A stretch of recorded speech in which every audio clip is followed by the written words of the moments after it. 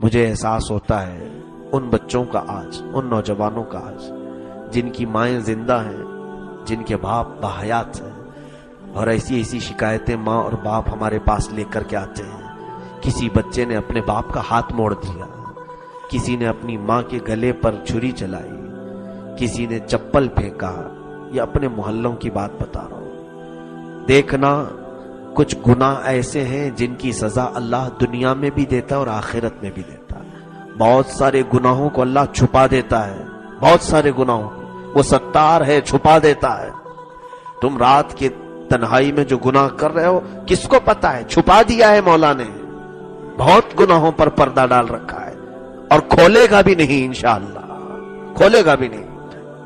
ہاتھ جب وہ ہمارے عیب پر پردہ ڈال رہا ہے تو کل بھی ڈالے گا انشاءاللہ۔ لیکن کچھ گناہوں کے متعلق کہا گیا یہ سلسلہ وار گناہ ہے۔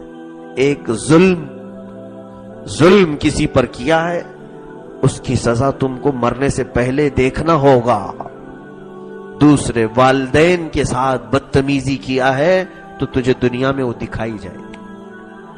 یہ اولاد کے ساتھ، پھر تمہاری اولاد تمہارے ساتھ اس سے ڈبل معاملہ کرے گی، اس سے زیادہ۔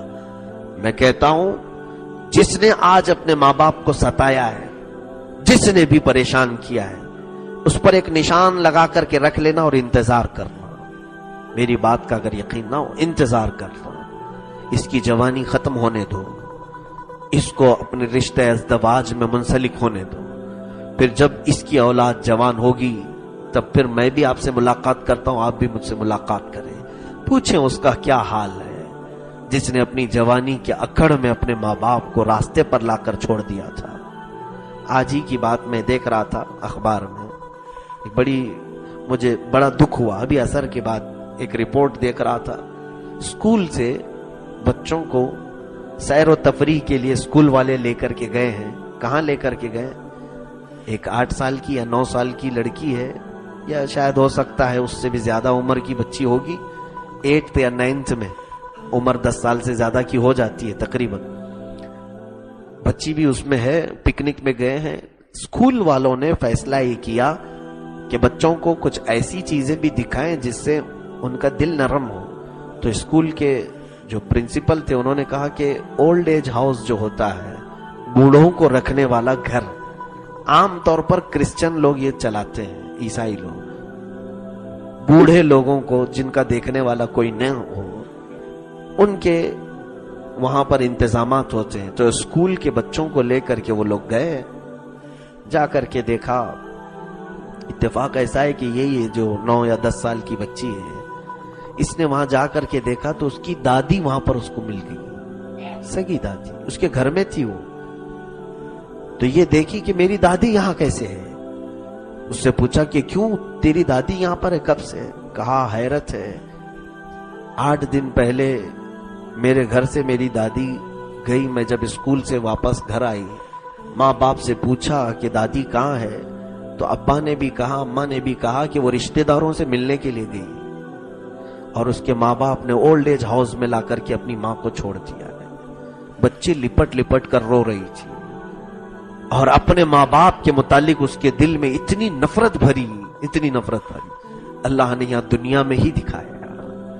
اپنے بوڑھے ماں باپ کو اولڈ ایج ہاؤس میں ڈال کر کے آیا، وہ بچی جا کر کے اپنی دادی سے ملاقات کی، اپنے ماں باپ سے متنفر ہو گئی، کہا میں ایسے ماں باپ سے ملنا بھی نہیں چاہتی، دیکھنا بھی نہیں چاہتی جنہوں نے اپنے ماں باپ کو نہیں رکھا۔ عزیزان گرامی وقار، میں رشتوں کے متعلق اگر بات کروں تو میں ان نوجوانوں سے ضرور کہوں گا کہ تم نے ابھی یتیمی نہیں دیکھی، یتیم نہیں ہو تم، جو یتیم ہیں ان سے پوچھو۔ آج ہمارے باپ چلے گئے، پل پل ہمیں یاد آتی ہے، ہم اپنے کوئی فیصلے لینے کے وقت پوری دنیا میں ڈھونڈتے ہیں کوئی تو ہو جو ہمیں خلوص کے ساتھ مشورہ دے کہ بیٹا یہ کام اچھا نہیں ہے، بیٹا یہ کام اچھا ہے۔ اکثر دنیا مطلب کے مشورے دے گی جس میں ان کا فائدہ ہوگا۔ ایک باپ وہ ہے جو تمہارے آخر تک کا مستقبل دیکھتا ہے۔ باپ کی یاد آئے گی جب تم جنازہ اٹھاؤ گے۔ یہ ماں جو تمہارے آنکھوں میں چبھتی ہے، جس دن یہ چلی گئی اور قبرستان جا کر سو گئی، پوری دنیا تم لا کر جمع کرو، وہ ایک ماں کی شکل بھی نہیں لا سکو گی، اس کی مثل بھی نہیں لا سکو گی۔ مجھے اندازہ ہے دبئی میں نے دیکھا ہے، بہت بڑے گھر پہ نوجوان ایک حسینہ کو لے کر کے آیا اور اپنی ماں کے خلاف، ماں نہیں چاہتی تھی، اکثر یہ جھگڑے لپڑے شادیوں کے ٹائم پہ بھی ہوتے ہیں، اس کی پسند تھی۔ میں نے خود ہی کہا کیوں اس کی پسند میں آڑے آتی ہو، آپ کی عمر ہو گئی، بیٹھو اللہ اللہ کرو، اس کو چھوڑو شادی کرنے میں۔ شادی کر لیا، شادی کیا، پھر گھر میں ہی رکھا، بہت سارے معاملات ہوئے۔ 1 سال کے بعد میں گیا ہوں تو دیکھا لڑکے کو کچھ زخم ہو گئے، پائلس کی بیماری ہوئی، بواسیر، اور تکلیف میں اتنا روتا تھا، چلاتا تھا، اور حالت ایسی کہ اس کی بیوی ناک پکڑ کر کے گھر سے باہر بھاگ گئی شوہر سے۔ ایسے حالت میں جب اس کے مخصوص اعضاء میں تکلیف ہو، وہی اس کی بوڑھی ماں آتی تھی، اس کی ساری غلاظت صاف کرتی تھی۔ بیٹے کی عمر 30-35 سال کے قریب ہے، وہی ماں آتی، اسے مرہم لگائے، ساری چیزیں لگائے۔ دنیا میں وہ ایک ذات ایسی ہے جو ہماری غلاظت کو بھی اپنی ڈیوٹی سمجھ کے نکالتی ہے۔ کبھی اس نے تمہاری غلاظت کو یہ نہیں سمجھا کہ یہ میرا بچہ پخانہ کیا ہے، اب مجھے یہ چھونا نہیں چاہیے۔ دوسرے کسی کو لا کر کے دکھاؤ جو تمہاری غلاظتوں کو نکالتا ہو، لا کے دکھا دو۔ میرے عزیزو، دنیا میں اس رشتے سے بڑھ کر کے کیا ہے؟ جب بچے اپنے ماں باپ کی نہیں سن کر کے بھاگتے ہیں ادھر ادھر، اور وہ بھی چند اوباشوں کی وجہ سے، چند بدماش لوگوں کی صحبت کی وجہ سے، دوست اچھے لگنے لگتے ہیں اور ماں باپ برے لگنے لگ جاتے ہیں۔ میں ان بچوں سے بارہا یہ کہتا ہوں کہ اللہ نے بہت بڑی نعمت دی ہے بچوں، تم کو بہت بڑی نعمت۔ میرے آقا صلی اللہ علیہ وسلم مسجد نبوی کے ممبر پر کھڑے ہو کر کے کہہ رہے ہیں آمین۔ صحابہ نے کہا کس بات پر آپ نے آمین کہا؟ حضور نے کہا جبرائیل آئے تھے، یہ کہہ رہے تھے اے اللہ کے رسول، وہ شخص ہلاک و برباد ہو جائے جس نے اپنے ماں باپ کو پایا اور ان کی خدمت نہیں کی۔ میں نے آمین کہا، ایسا شخص ہلاک و برباد ہی ہونا چاہیے۔ سنو، جبرائیل نے دعا کی اور سید الانبیاء نے آمین کہا، اور اللہ نے ایسی دعا کو کبھی رد نہیں کرنا ہے۔ اللہ رب العزت ایسی دعا کو رد نہیں کرے گا۔ تو وہ بچے اپنا مستقبل خود دیکھیں جن کے لیے حضور نے ہلاکت کی دعا کی ہے، وہ جوان اپنی مستقبل کو دیکھیں جن کو اللہ کے حبیب نے بربادی کی دعا پر آمین کہا ہو۔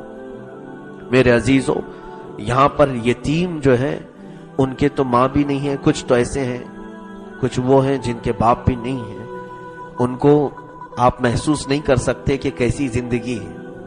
میں بہت ساری جگہوں پر گیا ہوں، دوسرے علاقوں میں بھی جہاں یتیموں کی پرورش ہوتی ہے، سچ بتاؤں دل روتا ہے اور بار بار یہ احساس ہوتا ہے شدت کا کہ رب ذوالجلال نے ہمیں اتنی عمر تک تو ہمارے ماں باپ دکھائے، ان کی خدمت کا تو ہمیں موقع دیا، لیکن ان بچوں کا کیا؟ کچھ بچے ایسے ہیں جو گود سے ہی اپنی ماں کو بھی نہیں دیکھا، باپ کو بھی نہیں دیکھا، کوئی کسی اور کے حوالے ہیں۔ کتنے غیرت کی بات نہیں ہے، شرم کی بات نہیں ہے ان نوجوانوں کو۔ ماں روزانہ رات میں آنچل پھیلائے دعا کرتی رہتی، مولا میرا بیٹا سلامت واپس آ جائے، سلامت واپس آ جائے، اور اس ماں کی اس دعا کو یہ لوگ نخرے سمجھتے ہیں، اس کو غلط سمجھتے ہیں۔ باپ یہاں مسجد میں جھکتا ہے، ذرا جا کر کے پوچھو اے جوانوں، سب سے زیادہ اس باپ کی دعا میں کون رہتا ہے؟ کس کے لیے دعا کرتا ہے وہ؟ ارے وہ اپنی صحت کے لیے کم دعا کرتا ہے، اپنی اولاد کی مستقبل کے لیے گڑ گڑاتا رہتا ہے، مولا سے بار بار مانگتا رہتا ہے۔ باپ وہی ہے جس نے پوری زندگی اپنے پسینے کی اور خون کی کمائی لا کر تمہارے حلق میں رکھا، جہاں تم بولنے کے قابل ہوئے، چلنے کے قابل ہوئے، اور اس عظیم سائے کو آج لوگ ٹھوکر مارتے ہیں۔ میرا باپ میرا دشمن ہے، میرا باپ میرے خلاف ہے۔ کبھی اس کی پوری زندگی بھر کی تو بات دور کی ہے، اس کے ایک پسینے کی بوند کی قیمت بھی نہیں ادا کر سکو گے۔ کیا ضرورت ہے؟ وہ اپنا کھا پی کر کے الگ رہ سکتا تھا، تمہاری تربیت کے لیے وہ کوشاں رہتا ہے۔ اللہ نے والدین کے دلوں میں بچوں کی محبت ڈالی ہے، اور کتنے تو ایسے ہیں میں نے دیکھا ہے، باپ پوری زندگی محنت کرتے کرتے کاٹ دیا باہر، پوری زندگی کاٹ دیا، اور بچوں کے لیے تربیت کے لیے بھیجتے رہے، پیسہ بھیجتے رہے۔ ابھی اس سال حج کے موقع پر ایک صاحب جن کی عمر ابھی 60 سال کے قریب ہے، بڑھاپا آ گیا ہے، ہڈیاں جواب دے رہی ہیں، اب بھی کما رہے ہیں۔ پوچھا کتنے سال سے ہو؟ کہا تقریباً 32 سال ہو گئے، سعودی میں ہوں۔ 32 سال گویا کہ تم نے تو اپنی آدھی عمر یہاں نکال دی۔ ہاں، اولاد کے لیے، تاکہ وہ میری طرح مشقت نہ اٹھا سکے، میں اتنا ان کے لیے کر جاؤں کہ میری طرح ان کو محنت نہ کرنا پڑے۔ میں کہا دنیا کا ہر باپ یہی سوچتا ہے، میں نے جو اسٹرگل کیا میرا بچہ ویسا نہ کرے، میرا بچہ اور آرام سے رہے۔ اور یہاں بچوں کو اتنی بدتمیزی ہے کہ وہ اپنے باپ کی سوچ کو مطلبی سمجھتے ہیں۔ تمہیں وہ آرام سے کھلا رہا ہے، پلا رہا ہے، ساری چیزیں، تو چربی زیادہ آ جاتی ہے۔ اللہ ہدایت دے ان بچوں کو، ان نوجوانوں کو جو اپنے ماں باپ کے لیے آج جہنم بنے ہوئے ہیں۔ آج اپنے ماں باپ کی، کچھ تو ایسے ہیں جہاں ماں اور باپ کو انہوں نے موت اور حیات کے بیچ میں چھوڑ دیا ہے، وہ مر بھی نہیں رہے، جی بھی نہیں رہے، ایسا چھوڑ دیا ہے۔ کچھ اولاد ایسی ہیں کہ وہ مر بھی نہیں سکتے اور جی بھی نہیں پا رہے ہیں، ایسی حالت میں کر کے رکھا ہے کچھ اولاد نے اپنی ماں باپ کو۔ قیامت کے دن سخت ترین عذاب میں وہ مبتلا ہو، اور دنیا میں بھی اللہ ان کی اولاد کے ذریعے سے انہیں دکھائے گا، ان کی اولاد کے ذریعے سے اس سے زیادہ سخت ترین چیزیں دکھائے گا۔